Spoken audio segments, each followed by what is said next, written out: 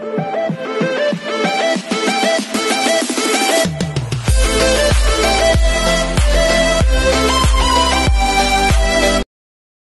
this is Kijipo Vlogs, si Filipino reactor based here in Saudi Arabia, and welcome back to my channel. Agad-agad gawa natin yung reaction video, ang Barda compilation for today's video, at hindi pa talaga tayo tapos. Doon tayo tumigil, no? Doon tayo tumigil sa ang tanong, fina-follow ba ni Mami Ami?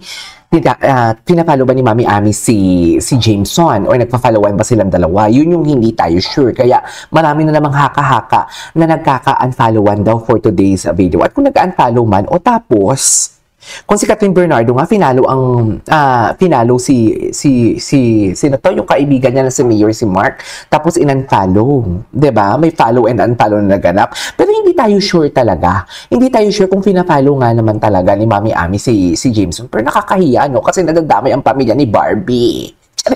Nakakahiya. Pero Mami Ami, you cannot blame us din naman. Pagpasensyaan nyo na kami kung ini-stalk namin Mami Ami ang iyong Instagram. Kasi minsan kasi may chismis din kami nakukuha eh. Diba? Alam mo Mami Ami, tindihan mo, kinausap si Mami Ami. Mami Ami, ang chismis namin dito na dala is doon lang power man sa katotohanan. Hindi pala chismis, doon lang tayo sa fact for today's video. Kasi baka may makuha kami. Huwag ka mag-alala Mami, defender kami ng Barda. Diba? Defender kami ng Barda, Mami Ami. Okay? Anyways, punta tayo sa mga tags ni Barbie. Ito na. Ito yung mga post niya, oh. Ba, sa View Philippines. Uy, lumabas na yung atake nila, no? Yung kanilang, gabi si Barbie, oh. Ito talaga, diba? Dear poster lang yan, ha? Poster lang yan. Walang dialogue and everything. Marami nagchichismis sa akin kung ano na daw ang latest sa Barda. Dear, ayokong kainin ko or kagatin ko yung sarili kong siko. Or ito. Ano tawag dito? Basta siko. Ayokong, sabi ko, di ba, I won't invade privacy. Kasi pinaglalaban natin dito ng mga fake news speller, they are invading the privacy of David Licauco and Barbie Fortesa. So, wala tayo sa posisyon doon. Doon lang tayo sa tama. Ang sabi ko nga dito, real or real, doon lang tayo kiligin and everything. Kung may malalaman man ako dito, kung madudulas man ako dito, paumanhin po for today's video. Pero you cannot ruin the Barda community. You cannot ruin the defender of Barda. Alam mo kung sino yung issue nila ngayon? Alam mo yung malalang issue na talaga na nabasa ko about kay Sir Pikwa na hindi daw, na fake news peddler daw siya? About sa pera. May mga post na sila. Di yung ginagamit na nila lahat ng alas nila para talaga makuha nila or ginagamit nila tayo. I mean, ginagaya nila tayo. Hindi pong binubuksan nila yung utak ng mga tao. Unang-una, namimilit ba si Sir Pikwa na mag-super chat or may palipad and everything? Wala naman, di ba? Pero, manipulative nga sila. Yung tipong igagamitin nilang issue na yun para mawala ng viewers si Sir Pikwa. Ganon yun. Dear, kilala ko na yan sila. Bago ako naging YouTuber, may mga sinamahan din akong ibang mga YouTuber din na kaya ayoko na ng mga collab na yan eh. Kasi dyan talaga. Ayoko talaga yung mga collab na yan kasi dyan talaga for today's video nag-uumpisa. Anong kinalaman ng collab sa issue? Kasi for sure yung mga yung isang fake news peddler na kilala natin na kailangan natin bilhan ng sarili na pangkilay. Diyan din yan siya galing, to be honest with you. Inggitera siya. Inggitera siya. Diba? Nang ma-manipulate siya, hindi lang ngayon yung minamanipulate niya yung mga sinasabi niyang senior, hindi lang yung minamanipulate niya yung mga Barda, yung viewers ko, yung viewers ni Sir Pikwa, or kung yung viewers ng Defender. Ang minamanipulate niya talaga for today's video, lahat. Kayo lahat. Pero hindi ako titigil bakla. Bubutasin ko talaga ang bunbunan mo. Alam mo, matapang ako pag nasa totoo talaga ako eh. 'Di ba? Kung napapansin ninyo, hindi talon-talon ang content ko. Consistency is the key. Kung gusto mo talagang credible ka, consistency is the key. Patunayan mo yung binabalita mo. Dapat sequel yan. Dapat meron diri, meron doon, meron dito, meron doon. Konektado lahat yan. Yung kwento mo, maging consistent ka, paano naman talaga? Wala diri, wala dito. Punta Siargao, punta Balisen, punta dito kasi flap. Halatang gumagawa na lang talaga ng kwento for today's video. Ay, para may pang chicha. Para may pangkain. Ba't hindi ka gumawa ng ibang content? A piece of advice. Katulad sa akin. Believe talaga ako sa sarili ko. Katulad sa akin, hindi na ako magkanda o gaga kung ano yung uunahin kong content. Kung may makikita kayo sa mga Barda na comment na, please Jamiel naman, please Horizon naman, please Pleave naman, please XO naman, ang daming mga nagko-comment. kahit hindi related, kasi gusto nilang malaman, kasi credible ako eh. I'm just being honest, hindi naman maganda ang pag-edit ko. Ang edit, minsan may mga background music kayong naririnig sa pag-edit ko because may copyright. Pero usually talaga dapat himay-himayin yun para maganda ang pag-edit. Pero wala. Di ba?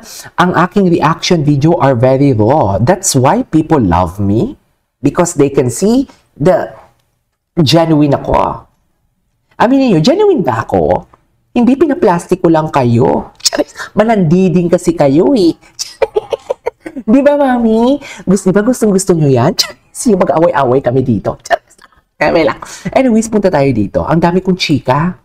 Ay, sino na naman to? Hottest tea in all of Beautylandia. Ang bakbakang magaganap between Ay, podcast pala ito. at Miss Velma of Velma Beauty. At kung ano man ang Ay, parang nakita na natin to. Nakita na natin to. Pero ito, hindi ko to nakita kahapon. Si Barbie umiyak. Kawawa naman ang Barbie natin for today's video. Bakit umiyak siya dyan? Bakit umiyak siya? Okay, punta tayo kay David Licauco. Tama na yung chismis. Mga chismosa din kayo ng taon eh. Sa totoo lang. Si David nyo, tahimik ah. Bakit tahimik ang David Licauco natin for today's video? Kahit story ng shooting, wala ah. Ayaw, ayan. Yan yung sinasabi ko sa inyo. Mga negatibo kasi. May mga negatibo kasi binabato. Tahimik tuloy si David. Wala na tuloy tayong chismis na makikita. Kasi binira ng binira eh. Ginawa ng chismis eh. Wala na talaga tayong chismis na makukuha kay David for today's video. Kasi inaway niyo si David. As if naman na-bothered si David sa atin. As if naman na-bothered si David sa mga chismis na binabato sa kanya for today's video. Siguro bothered somehow. Pero yung tipong alam mo yung iindahin or whatnot? Hindi siguro. I doubt. Wait lang, may tatapusin lang ako dito ah.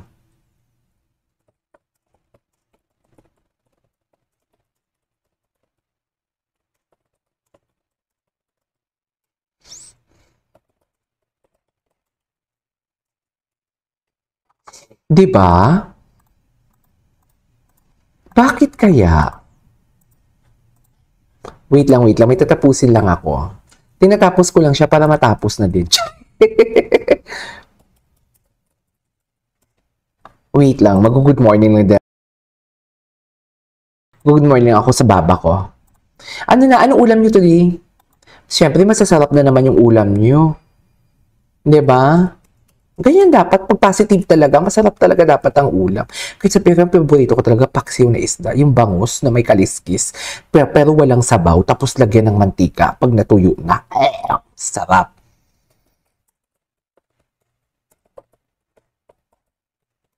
Diba? Tahimik ang Ginoo nyo. Tahimik ang Ginoo nyo for today's video. Baka apektado sa palagay nyo. Apektado ba? I-comment nyo yan. Charis, as if naman apektado ang Ginoo natin for today's video. Ay, ano ito? Ano ito? Missing the good food and the fun times at Sobra Cafe. Nag-Sobra Cafe sila for today's video. Tahimik talaga ang Ginoo ninyo.